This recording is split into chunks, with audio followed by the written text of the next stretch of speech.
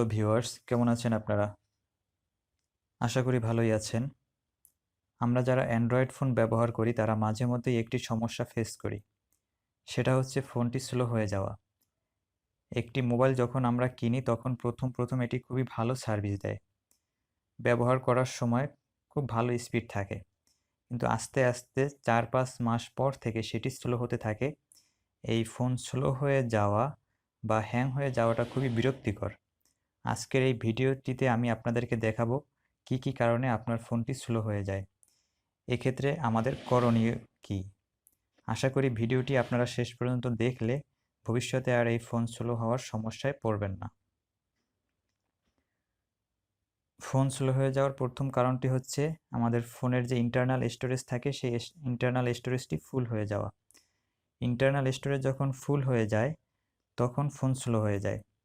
এজন্য আমরা file manager থেকে ফোনের ইন্টারনাল যে স্টোরেজ আছে সেই ইন্টারনাল স্টোরেজটি চেক করে দেখব যে ইন্টারনাল স্টোরেজ কি আমাদের ফুল হয়ে গেছে কিনা। ইন্টারনাল স্টোরেজ যদি ফুল হয়ে যায় তাহলে আমরা ইন্টারনাল স্টোরেজ থেকে বিভিন্ন ধরনের যে ইনফরমেশনগুলো আছে, ডাটা আছে, ফটো আছে বা ভিডিও থাকে সেগুলোকে আমরা সরিয়ে এসডি কার্ড বা এক্সটার্নাল মেমোরিতে নিয়ে যাব। এখানে আপনারা দেখতে পাচ্ছেন আমার ফোনের বর্তমান ইন্টারনাল যে মেমোরি আছে বা ইন্টারনাল যে স্টোরেজ আছে তার 92% অলরেডি ফিল আপ হয়ে আছে, অর্থাৎ আমার ফোনটি মোটামুটি আর কি ইন্টারনাল স্টোরেজ ভর্তি হয়ে আছে। অর্থাৎ তাই এবার নিয়মিত আমরা ইন্টারনাল স্টোরেজকে ফাঁকা রাখতে চেষ্টা করব, এখান থেকে ইনফরমেশনগুলো সরিয়ে এসডি কার্ডে বা অন্য কোনো মাধ্যমে নিয়ে রেখে দেব। ২ নাম্বার যে কারণে ফোনটি স্লো হয়ে যায় সেটি হচ্ছে আমরা ফোনে প্রচুর অ্যাপ ব্যবহার করি। দেখা যায় আমাদের একজনের ফোনে ৪০ থেকে ৫০টি অ্যাপ, অনেক সময় এর চেয়েও বেশি অ্যাপও আমরা অনেক সময় ফোনে রেখে দেই। যার মধ্যে দেখা যায় ৮ থেকে ১০টি অ্যাপ হয়তো আমরা রেগুলার ব্যবহার করি, কিন্তু বাকি যে অ্যাপগুলো থাকে ২০ থেকে ৩০টি, যার মধ্যে কোনোটি হয়তো মাসে ২-১ বার অথবা কিছু অ্যাপ আছে যেগুলো বছরের ভিতরে হয়তো ২-১ বার ইউজ করি। তার ভিতরে যে সকল অ্যাপ খুব বেশি ইউজ করা হয় না সে সকল অ্যাপকে আমরা আনইনস্টল করে দিতে পারি। আমরা এভাবে অ্যাপটিকে সিলেক্ট করে আনইনস্টল করে দেব। আমরা এভাবে যত অ্যাপ কম রাখবো ফোনে ততই আমাদের ফোনের স্পিড, অর্থাৎ আমরা তখন খুব ভালো স্পিড পাবো ফোন চালানোর সময়। তৃতীয় যে কারণে ফোনটি স্লো হয়ে যায় সেটি হচ্ছে ফোনকে রেগুলার আপডেট না রাখা, অর্থাৎ অ্যান্ড্রয়েড ফোনে রেগুলার আপডেট আসে, আমরা অনেকে হয়তো সেই ব্যাপারটি জানি না অথবা জানার পরও আর কি রেগুলার এই আপডেট চেক করি না। এর জন্য আমরা সেটিংস অপশনে যাব। সেটিংস অপশনে যাওয়ার পরে এখানে আপডেট নামে একটি অপশন দেখতে পাবো, সিস্টেম অ্যাপ আপডেট। আমার এখানে অলরেডি 2টি আপডেট অ্যাভেলেবেল আছে। আমি চাইলে এখন এই আপডেট দুটিকে এই অ্যাপ দুটিকে আপডেট করে নিতে পারি সিস্টেম যে অ্যাপ আছে ফোনের। এভাবে দেখবেন আপনাদের ফোনে অনেক সময় বিভিন্ন আপডেট আসবে, আপনারা সেখান থেকে ফোনটিকে আপডেট করে নেবেন। যদি ফোনটিকে রেগুলার আপডেট করে রাখেন তাহলে ফোনে খুব ভালো স্পিড পাওয়া যাবে। ৪ নাম্বার যে টিপসটি শেয়ার করব সেটি হচ্ছে আমরা ফোনে সবসময় দেখা যায় ফেসবুকের যে অরিজিনাল যে অ্যাপ, ফেসবুকের যে হেভিওয়েট যে অ্যাপ আছে সেই ধরনের অ্যাপ ব্যবহার করি। আমরা চাইলে ফেসবুকের যে লাইট অ্যাপ আছে আমরা সেই ধরনের অ্যাপও ইউজ করতে পারি। এজন্য আমরা প্লে স্টোর থেকে ফেসবুক লাইট নামে যে অ্যাপ আছে আমরা সেই ফেসবুক লাইট অ্যাপটিকে ডাউনলোড করে ফোনে ব্যবহার করতে পারি। এই অ্যাপটির খুবই অল্প পরিমাণ এমবি, মাত্র 1.5 এমবির অ্যাপ একটি। এ ধরনের আপনার দেখা গেছে যে ফেসবুক লাইটের মতো আরও অনেক অ্যাপ আছে, যেমন টিকটক লাইট আছে বা টুইটার লাইট আছে। ইউটিউবের ক্ষেত্রে ইউটিউব গো নামে একটি অ্যাপ আছে। আমরা এই ধরনের অ্যাপ ব্যবহার করতে পারি। আমরা যদি এ ধরনের লাইট অ্যাপগুলো ব্যবহার করি তাহলে আমাদের ফোনের ইন্টারনাল স্টোরেজটা খুব বেশি লোড হবে না। ইন্টারনাল স্টোরেজ মোটামুটি ফাঁকা থাকবে, অর্থাৎ চাপ খুব কম পড়বে, যার কারণে ফোনটি চালানোর সময় খুব ভালো স্পিড পাওয়া যাবে।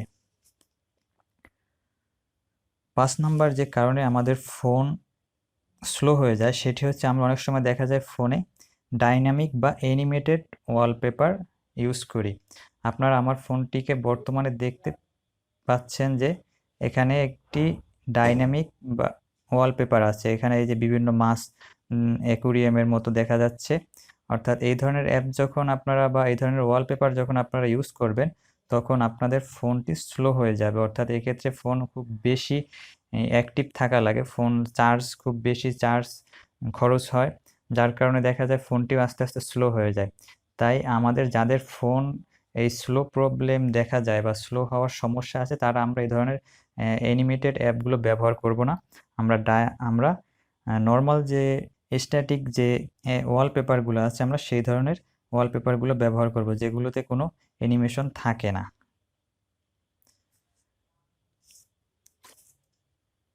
এরপরে 6 নাম্বার যে অপশন, সেটি হচ্ছে 6 নাম্বার যে টিপসটি শেয়ার করব সেটি হচ্ছে, এরপরও যদি আপনাদের ফোন স্পিড না বাড়ে, তখন আপনারা সরাসরি আপনাদের ফোনের সেটিংস অপশন থেকে ডেভেলপার অপশন নামে একটি অপশন আছে, সেই ডেভেলপার অপশনে চলে যাবেন। এই ডেভেলপার অপশনটি পাওয়া যাবে ফোনের সেটিংসে যাওয়ার পরে এডিশনাল সেটিংস নামে একটি অপশন আছে। এই এডিশনাল সেটিংসের ভিতরে পাওয়া যাবে ডেভেলপার অপশনটি। এই যে এখানে একটি অপশন দেখা যাচ্ছে ডেভেলপার অপশন। এই ডেভেলপার অপশনে গিয়ে আমরা অনেক ধরনের অ্যানিমেশন পাবো। আমরা এই সব ধরনের অ্যানিমেশনকে আমরা অফ করে দেব। এই যে এখানে আমরা 3 ধরনের অ্যানিমেশন দেখতে পাচ্ছি: window animation scale, transition animation scale, animator duration scale. আমার ফোনে 3টা অ্যানিমেশন স্কেলই অফ করে দেয়া আছে। আপনাদেরটা হয়তো অফ করা থাকবে না, আপনারা একটু চেক করে দেখবেন। যদি অ্যানিমেশনটা অফ করা থাকে তাহলে তো ভালো, আর যদি অফ করা না থাকে তাহলে অফ করে নেবেন। 3টে অ্যানিমেশন আপনারা অফ করে রেখে দেবেন। আর ফোনের ডেভেলপার অপশনটা কিভাবে আনতে হয় সেটার জন্য আমার আলাদা একটি ভিডিও আছে, সেটির লিঙ্ক ডিসক্রিপশন বক্সে দেয়া থাকবে, সেখান থেকে দেখে নেবেন। কারণ নর্মালি ফোনে ডেভেলপার অপশনটা সাধারণত থাকে না, এটি একটা প্রসেসের মাধ্যমে ফোনে এনেবল করে নিতে হয়। সর্বশেষ যে ব্যাপারটি শেয়ার করব সেটি হচ্ছে, আপনারা এই উপরের যে 6টি বিষয় আমি অলরেডি বলেছি, তারপরেও যদি ফোনটি স্পিড না বাড়ে, ফোনে যদি স্পিড না বাড়ে, তখন আমাদেরকে ফোনে আমরা হার্ড রিসেট করব, অর্থাৎ ফোনটিকে রিসেট করতে হবে। এজন্য আমরা সেটিংসে চলে যাব। আবার সেটিংসে যাওয়ার পরে এডিশনাল সেটিংসে আবার যাব। এডিশনাল সেটিংসে যাওয়ার পরে নিচে একটি অপশন দেখতে পাচ্ছি ব্যাকআপ অ্যান্ড রিসেট। এই ব্যাকআপ অ্যান্ড রিসেট অপশনটিকে ক্লিক করার পরে সেখানে কিছু অপশন আসবে, তার ভিতরে একেবারে নিচে একটা অপশন আছে ফ্যাক্টরি ডাটা রিসেট। এই ফ্যাক্টরি ডাটা রিসেটে ক্লিক করার পরে আর কিছু অপশন আসবে, তখন এই যে নিচে একটি অপশন রিসেট ফোন, আমরা এই রিসেট ফোন ক্লিক করার মাধ্যমে ফোনটিকে পুরো হার্ড রিসেট করতে পারবো। অর্থাৎ রিসেট করার পরে আপনার ফোনটি নতুন কেনার পরে যেরকম কনফিগারেশন থাকে, অর্থাৎ কিছুই থাকে না, সেই রকম অবস্থায় ফোনটি ফিরে আসবে।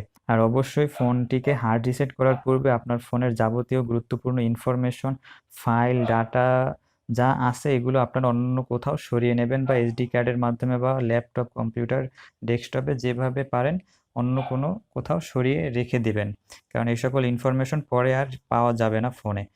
আশা করি এই 7টি কাজ নিয়মিত করলে ফোন আর স্লো হবে না। ভিডিওটি ভালো লাগলে অবশ্যই লাইক, কমেন্ট ও শেয়ার করবেন। আপনি এই চ্যানেলে এখনও সাবস্ক্রাইব না করে থাকলে অবশ্যই সাবস্ক্রাইব করবেন, তাহলে সামনে এই ধরনের আরও অনেক হেল্পফুল ভিডিও খুব সহজেই পেয়ে যাবেন। ততক্ষণ ভালো থাকবেন, ধন্যবাদ।